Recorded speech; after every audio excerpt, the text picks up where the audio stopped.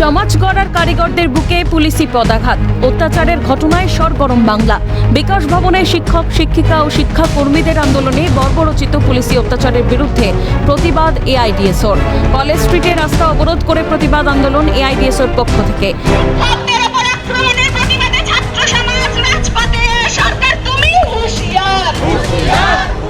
ঘটনাকে ন্যক্কারজনক আখ্যা দিয়ে আন্দোলনকারীদের বার্তা, তারা শিক্ষক সমাজের পাশে রয়েছেন।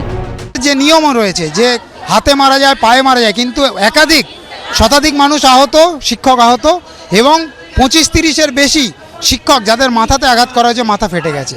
ফলে এটা অত্যন্ত একটা ন্যক্কারজনক, ধিক্কারজনক ঘটনা।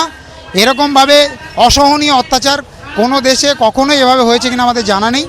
আমরা এআইডিএসওর পক্ষ থেকে এই ঘটনার বিরুদ্ধে গতকাল থেকেই রাস্তায় আছি, শিক্ষকদের সঙ্গে আছি এই আন্দোলনের সংহতিতে, এবং আজকে রাজ্য জুড়ে আমরা পথে নেমেছি, রাজপথে ছাত্র সমাজ আমরা নেমেছি। এআইডিএসওর কলকাতা জেলা কমিটির সাধারণ সম্পাদকের গলাতেও এদিন শোনা গেল যোগ্য অযোগ্য বাছাইয়ের দাবি।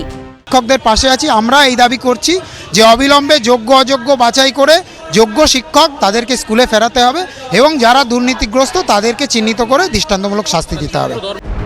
একই সঙ্গে তিনি জানান, আগামী দিনেও এই ঘটনার প্রতিবাদে জারি থাকছে একাধিক কর্মসূচি।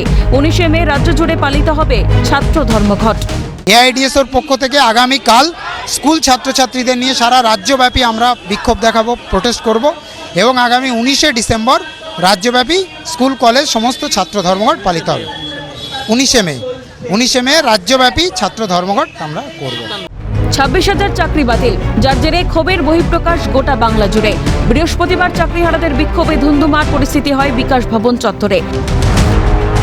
রাত বাড়তেই বিকাশ ভবনের সামনে নতুন করে বাড়ে উত্তেজনা।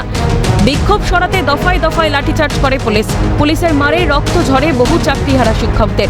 সমাজ গড়ার কারিগরদের এমনভাবে অপমান ভালো চোখে নেয়নি সমাজের সর্বস্তরের মানুষ। ফলত প্রতিবাদের আগুন ছড়িয়ে পড়েছে দিকে দিকে।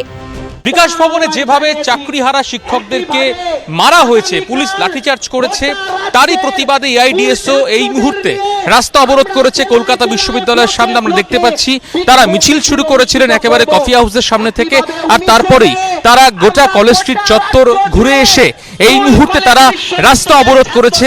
একেবারে অবরুদ্ধ গোটা কলেজ স্ট্রিট চত্বর। আমরা দেখতে পাচ্ছি যে এই মুহূর্তে যানবাহন একেবারে দাঁড়িয়ে রয়েছে, একের পর এক বাস দাঁড়িয়ে রয়েছে, এবং উদ্দেশ্য একটাই, তা হলো যে গতকালকে কেন এই চাকরিহারা শিক্ষকদের উপরে পুলিশ লাঠিচার্জ করলো, তারই প্রতিবাদে কিন্তু এই মুহূর্তে গোটা কলেজ স্ট্রিট চত্বর কার্যত এই মুহূর্তে অবরোধ। তারা বলছেন যে কেন মারা হলো যোগ্য শিক্ষকদের, তার জবাব কিন্তু দিতে হবে। গোপাল সেনের সঙ্গে রাজা সাহা, ক্যালকাটা নিউজ, কলকাতা।